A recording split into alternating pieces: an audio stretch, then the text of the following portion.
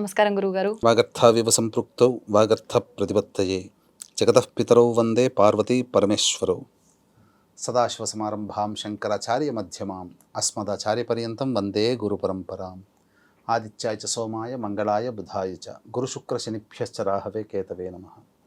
శృంగేరి పీఠాధిపతులకి, కంచి పీఠాధిపతులకి నమస్కారములు తెలియచేసుకుంటూ కార్యక్రమాన్ని ప్రారంభిద్దాం. గురుగారు, ముఖ్యంగా మనకు శ్రావణ మాసం అనగానే నిత్య దీపారాధన ప్రతి ఒక్క రోజు కూడా మనకి ఇంపార్టెంటే. ఆ దీపారాధన, దైవారాధనతో పాటు వ్రతాలు కూడా ఆచరిస్తూ ఉంటారు. అందులో భాగంగా తీసుకుంటే మంగళగౌరి వ్రతం ఒకటి. ఈ వ్రతాన్ని ఎవరు ఆచరించాలి? వివాహం కాని వాళ్ళ, లేదు ఎవరైనా ఆచరించవచ్చా? కొంతమంది చెప్తూ ఉంటారు వివాహమైన కొత్తల్లోనే ఈ వ్రతం చేసుకోవాలి అని చెప్పి. అసలు ఈ వ్రతం ఎందుకు చేయాలి? వ్రతం చేయాలంటే ఎటువంటి నియమాలు పాటించాలి? ఇవన్నీ కూడా తెలియజేయండి గురుగారు. మీరు అన్నట్టుగా చాలా సంవత్సరాలుగా మనం చూసుకున్నట్లయితే శ్రావణ మాసం అనేటువంటిది చాలా గొప్పదైనటువంటి మాసం అమ్మ. అందున ఈ మాసం ప్రతిరోజు ప్రతి వారం కూడా ఒక పుణ్యమైనటువంటిది. అయితే మంగళవారం రోజున శ్రావణ మంగళ గౌరీ వ్రతం అనేటువంటిది ఆచరిస్తారు.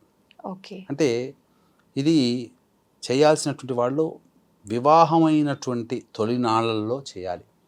వివాహం అయిపోతుంది కదా మొదటి సంవత్సరం, మళ్ళీ ఆ వివాహమైన మొదటి సంవత్సరం పూర్తయ్యే లోపల శ్రావణ మాసం అంటూ ఒకటి వస్తుంది కదా, అప్పుడు కొత్త కోడలు ఈ యొక్క కార్యక్రమాన్ని, వ్రతాన్ని ఆచరించాలి. ఎందుకనంటే భర్త యొక్క ఆయుష్ అనేటువంటిది ఇందులో 5వ తనము గట్టిపడుతుంది అనేటువంటి యొక్క ఉద్దేశ్యం.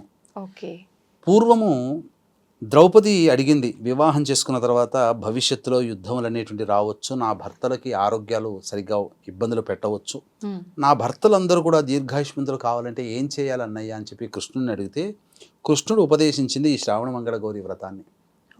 అలాగే త్రిపురాసుర సంహారంలో ఈ యొక్క అమ్మవారు, ఈ అమ్మవారిని ఆరాధించినటువంటి ఈశ్వరుడు వల్ల ఈశ్వరుడు జయించాడు త్రిపురాసుర సంహారంలో. అలాగే హలాహలము జనించినప్పుడు ఈ అమ్మవారి ప్రభావం వల్లనే అమ్మవారికి మృత్యుంజయమైనటువంటి భర్త లభించాడు. అంటే మృత్యుంజయత్వం కలిగింది పరమేశ్వరుడికి, కంఠంలోనే దాచుకున్నాడు గరళాన్ని. ఈ యొక్క అమ్మవారిని ఆరాధించినటువంటి సుబ్రహ్మణ్యుడే గణనాయకుడు, అంటే సేనాధిపతి అయ్యాడు. కాబట్టి మంగళగౌరీ వ్రతం అనేటువంటిది ముఖ్యముగా వివాహమైన స్త్రీలు చేస్తారు. అయితే ఇది 5 సంవత్సరములో పాటించాల్సినటువంటి నియమం ఇది. కాబట్టి ఖచ్చితంగా దీని నియమాన్ని పాటించాలి. దీనివల్ల ఆ భర్తకి ఎటువంటి గండములు ఉన్నా కూడా తొలగిపోతాయి. అయితే దీన్ని పాటించేటప్పుడు విధిగా అన్ని మంగళవారాల పాటు ఈ యొక్క వ్రత విధానాన్ని అనుసరించి, అంటే శ్రావణ మాసం మొత్తం ఎన్ని వారాలు వచ్చినా అన్ని మంగళవారాలు చేయాల్సిందే. చేసిన తరువాత మొదటి సంవత్సరంలో అయితే 5 ముత్తైదువులకి సాయంకాలం పూట వెళ్ళి ఆ యొక్క నానబెట్టినటువంటి శనగలు, అరటి పండ్లు, తాంబూలము ఇచ్చి, కాటుక ఇచ్చి, పండ్లు ఇచ్చి ఆ ముత్తైదుకి పసుపు పారాన్ని రాసి ఆశీర్వచనం తీసుకొని రావాలి. మొదటి సంవత్సరం 5. కాటుక కూడా ఇస్తారా? మంగళగౌరీ వ్రతంలో కథ చదువుకుంటూ కాటికను పడుతుంది ఆ యొక్క ఇల్లాలు. రెండవ సంవత్సరం రెట్టింపు చేసుకోవాలి, 10 మందికి ఇవ్వాలి. 3వ సంవత్సరం రెట్టింపు 15 మంది. 4వ సంవత్సరం 20. 5వ సంవత్సరం 25 మంది సువాసినులకి ఈ యొక్క సాయంత్రం పూట వాయనం ఇవ్వాలి. అంటే మొదటి వారం ఒక్క వారం ఇస్తే సరిపోతుందా గురుగారు? ప్రతి వారం ఇవ్వాలి. మొదటి సంవత్సరం ప్రతి వారము 5 ముత్తైదులకి సాయంత్రం పూట ఇవ్వాలి, వ్రత విధానాన్ని అనుసరించి. 2వ సంవత్సరం 10 మందికి, 3 15, 4 20, 5 25 అయిన తర్వాత వివాహం చేసుకోబోయే కన్యకి సుమంగళిగా ఉండాలనే ఉద్దేశంతో ఆ యొక్క కన్యకి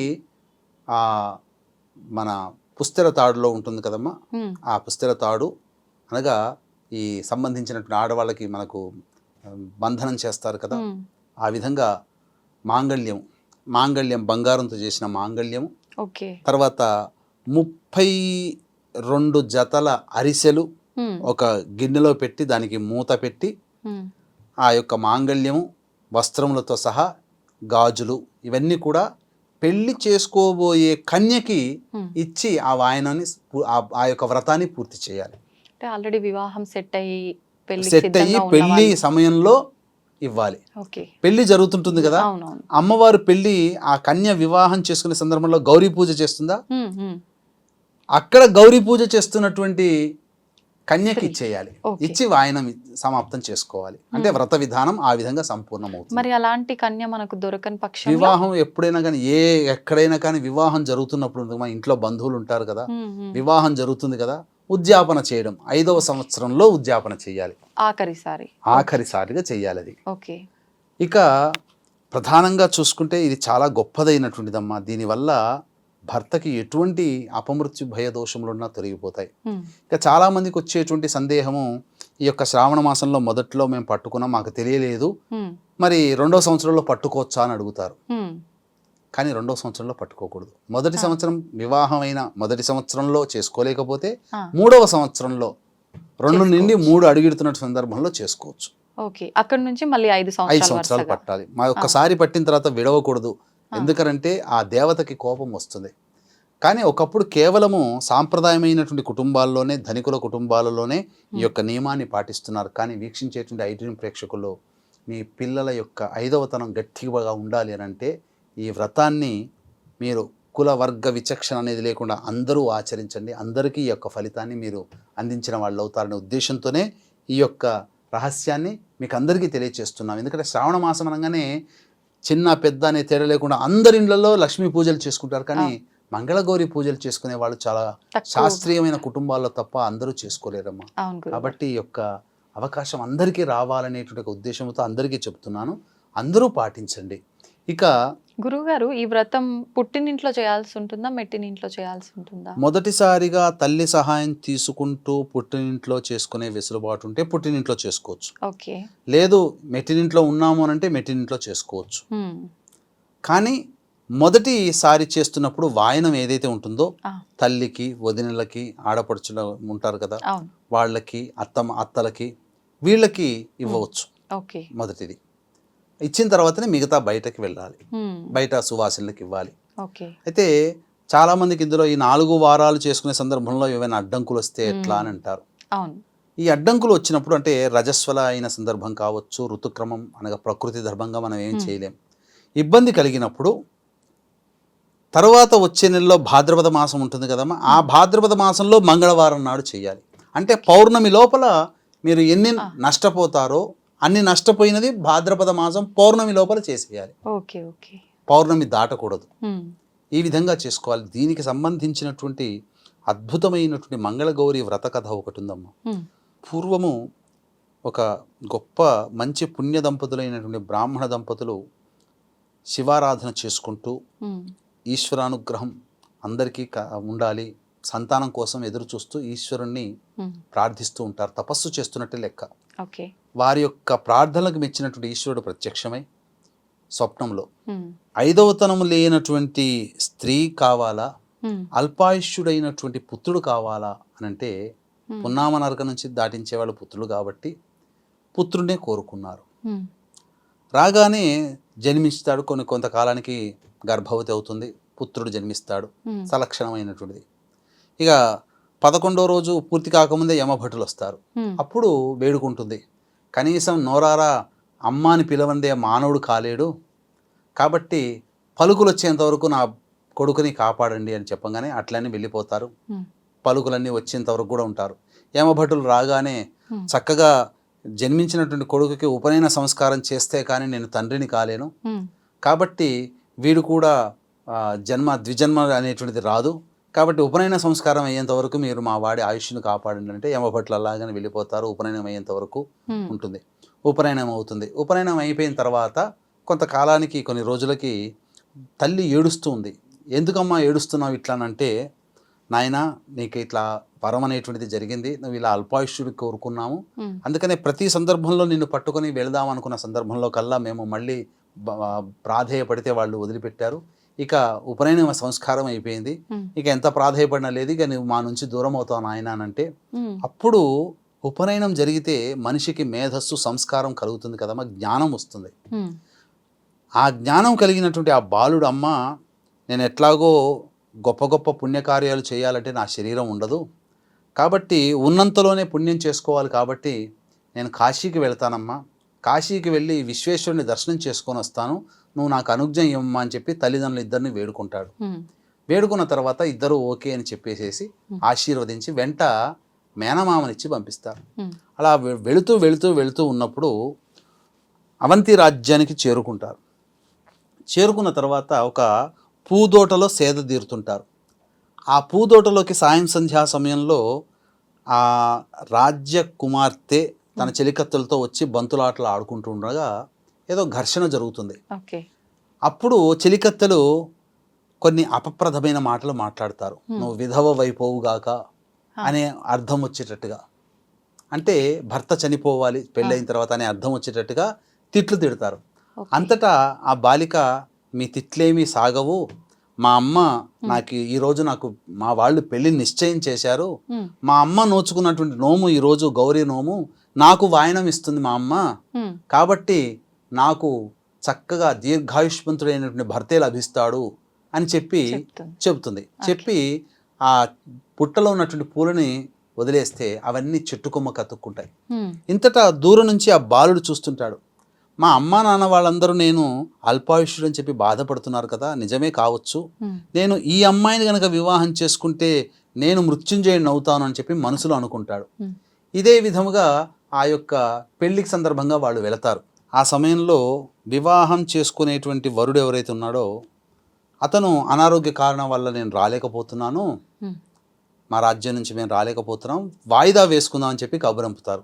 అంతటా ఆ రాజు చాలా బాధపడుతూ ఇది అవమానంగా భావిస్తాడు. భావించి ఊళ్ళో ఉన్నటువంటి వాళ్ళకిచ్చి వివాహం చేస్తే తెలిసిపోతుంది ఎవరు రావట్లేరు కనుక అని చెప్పి, అది తెలవకుండా ఉండాలంటే కొత్త వ్యక్తి ఎవరైనా ఉన్నారా చూడండి అని అంటే అప్పుడు ఈ మేనమామ అల్లుడు కనబడతారు.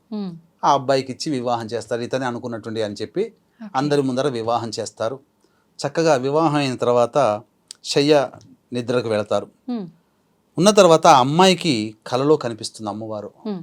అమ్మ అంటే ఈ వివాహం అయిన తర్వాత ఆ రాజకుమారి తల్లి వాయనం ఇస్తుంది, గౌరీ వాయనం ఇచ్చిన తర్వాత ఆ అమ్మవారి అనుగ్రహం అమ్మాయి మీద ఉంది కాబట్టి కలలో కనిపించి, అమ్మ నీ భర్తకి ఈ రోజున ఒక పాము కాటేయబోతుంది, నువ్వు రక్షించుకో నీ భర్తని అని చెప్పి చెప్పడంతో దడాలమని మేలుకుంటుంది. చూడగానే భర్తని కాటు వేయడం కోసం త్రాచు పాము వస్తుంది. వెంబడే భర్త తొడ మీద కాలు పెట్టి పైన ఆ వాళ్ళ అమ్మ వాయనం ఇస్తుంది కదా, ఆ వాయనం ఇచ్చినటువంటి గిన్నె ఏదైతే ఉందో ఆ గిన్నెని తీసి ఆ పాముని పట్టుకొని ఆ గిన్నెలో పెట్టి రవిక గట్ట గుడ్డ చుడుతుంది. గుడ్డ జుట్టిన తర్వాత అది ఆ విధంగా పక్కకు పెట్టేస్తుంది. తర్వాత 2-3 రోజులకి మేనమామ అల్లుళ్ళు కాశీయాత్ర పోవాలి కాబట్టి వెళ్ళిపోయారు. వెళ్ళిపోయిన తర్వాత అప్పుడు వీళ్ళందరూ కూడా ఇక ఈ అమ్మాయికి వివాహం అయింది కదా, అప్పుడు అసలు ఉన్నటువంటి వ్యక్తి ఉన్నాడు కదా పెళ్లి కొడుకు, నేను పెళ్లి చేసుకోవడానికి వస్తున్నాము అని చెప్పి కబురు అంపుతాడు. అంపిన తర్వాత అప్పుడు పెళ్లికి ఏర్పాటు చేస్తుంటే నేను చేసుకోను, నేను మొట్టమొదటి నా మెడలో ఎవరు తాళి కట్టాడో ఆ వ్యక్తే నాకు భర్త అని చెప్తుంది. అంటే నీ భర్త ఏంటమ్మా సాక్ష్యం అంటే ఈ విధంగా చెప్తూ ఆ భర్త ఆయుష్ పోతుంది అనగానే ఇట్లా పాము ఇలా కరవడానికి వచ్చిందని చెప్పి అప్పుడు తాను ముడి వేసినటువంటి కుండలో ఉన్నది కదా తీస్తే అది బంగారు పాము అయి కూర్చుంటుంది. ఇక అప్పుడు అందరూ కూడా ఎవరు ఏం చేసి ఎంతటికీ ఆ అమ్మాయి చెప్పిన వినకపోతే నాకు ఆయనే భర్త అని అంటే, మరి ఎట్లా అమ్మాను అంటే నాకు 1 సంవత్సరం నాకు సమయం ఇయ్యి, కానీ నాన్న నేను చెప్పిన మాట ఒక పని చేయి నాన్న అని ఉంటుంది.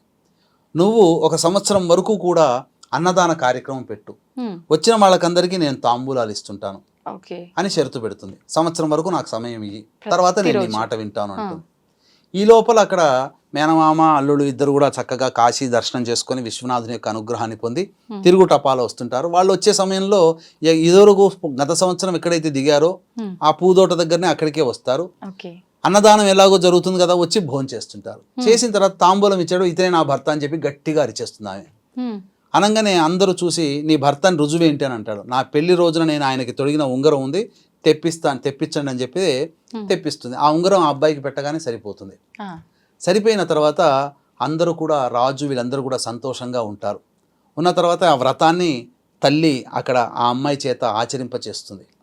చేసిన తర్వాత ఆ పూజా విధానంలో కథ చదువుకుంటూ ఆ యొక్క కాటుకను పట్టుకునే విధానం ఉంటుంది.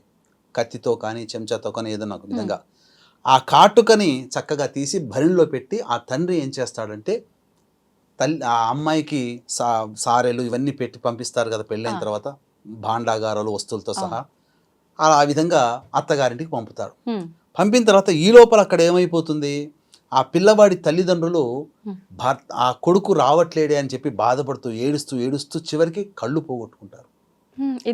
ఇద్దరు కూడా కళ్ళు పోతాయి వారికి. ఆ యొక్క కొడుకు యొక్క రావట్లేడనే బాధ, కొడుకు లేడేమో అనే బాధ. ఇంతటా ఊరి వాళ్ళందరూ కూడా నీ కొడుకు ఎవరో అమ్మాయిని వివాహం చేసుకున్నాడు, కోలాహలంగా మంది మార్బలంతో వస్తున్నాడంగానే వీళ్ళందరూ వెటకారం చేస్తున్నారేమో అనుకుంటుంటారు. అంతటా ఆ విధంగా కోడలు ఇంటికి రాగానే వాళ్ళ యొక్క స్థితిని చూసి తన వెంట తెచ్చుకున్నటువంటి భరిణిలో ఉన్నటువంటి కాటికని వాళ్ళ కళ్ళకు పెడుతుంది. వెంబడే వాళ్ళకి తిరిగి చూపు వస్తుంది. తర్వాత అప్పుడు అందరూ కూడా ఆనందభరితులవుతారు.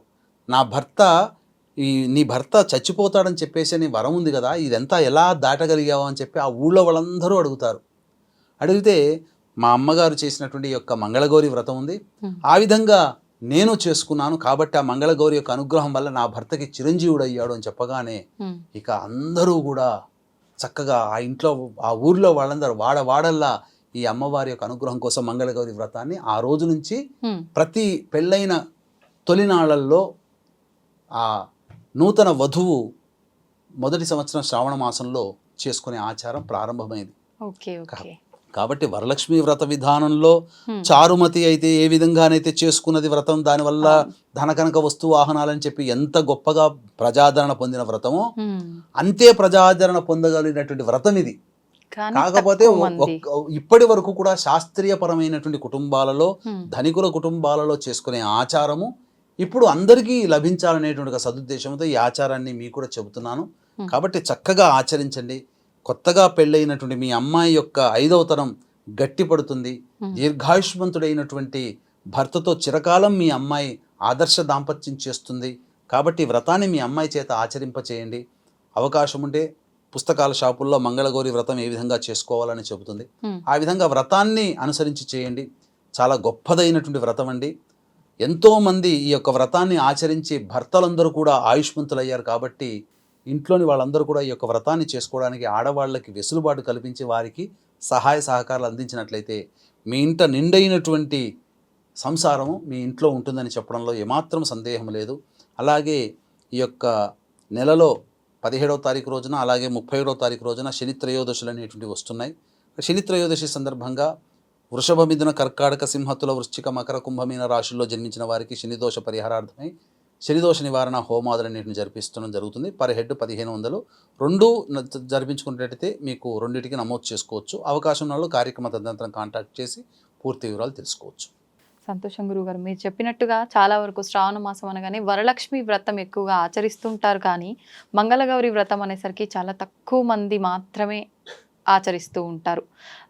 అందులో ప్రతి వారము 5 సంవత్సరాల పాటు అనేసరికి వీలవుతుందో లేదో, ఎలా ఉంటుందో, ఇలాంటి సందేహం వల్ల కూడా ఆగిపోయే వాళ్ళు ఉంటారు. అలా కాకుండా భర్త ఆయుష్ బాగుండాలి అని అంటే ఈ వ్రతం ఆచరించుకుంటే చాలా బాగుంటుంది. చాలా మంచిదమ్మా. ద్రౌపది ఆచరించి అజేయులైనటువంటి పాండవులు పొందారు. ఇంకా చెప్పాలంటే, ప్రేక్షకులకు చెప్పాలంటే, నా వివాహం అయిన తర్వాత మా ఆవిడ కూడా 5 సంవత్సరాలు ఆచరించిందమ్మా. అదృష్టవశాత్తు 5వ సంవత్సరంలో వాళ్ళ బంధువుల అమ్మాయి వివాహం అవుతుంటే ఆ వివాహం అయ్యే అమ్మాయికి మంగళసూత్ర ధారణ, అవన్నీ ఉద్యాపనలో భాగంగా వస్త్రములు, గాజులు, రవిక పట్ట, అలాగే పట్టు చీర ఇవన్నీ కూడా ఇచ్చి వాయనం ఇచ్చి వ్రత సమాప్తి చేసుకుంది. ఈ విధంగా వ్రత సమాప్తి మాత్రం ఖచ్చితంగా నియమాన్ని పాటించాలి. ఈ విధంగా చేసుకున్న వాళ్ళకి చిరంజీవి కలిగినటువంటి భర్త ఉంటాడు, అందులో సందేహమే లేదు. సాక్షాత్తు పార్వతీదేవి ద్వాపర యుగంలో ఎప్పుడుదో కాదు, సాక్షాత్తు ద్రౌపది ఆచరించింది కదా. కాబట్టి ద్రౌపది మనకు ప్రత్యక్ష సాక్షి. కాబట్టి అందరూ ఆచరించి అజేయుడైనటువంటి భర్తని పొందుతారు అని చెప్పడంలో ఏమాత్రం సందేహం లేదు. ధన్యవాదాలు గురుగారు. సర్వం శ్రీ ఉమామహేశ్వర పరబ్రహ్మార్పణమస్తు.